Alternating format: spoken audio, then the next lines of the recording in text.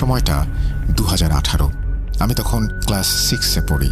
ছোটবেলা থেকে আমি আমার নানু বাড়িতে বড় হয়েছি। আমি আমার নানার সাথে সবসময় থাকতাম।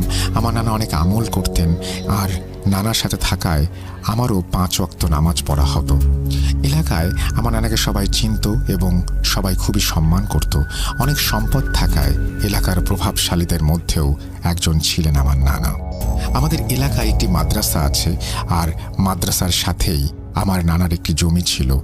নানা অনেক দানশীল হওয়ায় ভাবলেন ওই জমিটা মাদ্রাসার জন্য দান করে দেবেন। যেই ভাবা সেই কাজ। নানা শুক্রবারে মসজিদে জানিয়ে দেন যে তার মাদ্রাসার সাথে জমিটা তিনি দান করতে যাচ্ছেন। শুনে সবাই খুশি। ওই জমিটার মধ্যে ছিল একটা বট গাছ। মূলত এই বট গাছকে নিয়েই আজকের ঘটনা।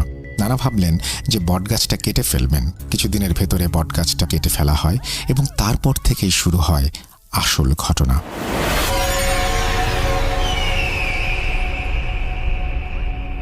যেদিন বটগাছটা কাটা হয়েছিল ওই দিন রাতে নানা দুইটি অবয়বকে স্বপ্নে দেখতে পান। তারা নানাকে বলে তারা নাকি 350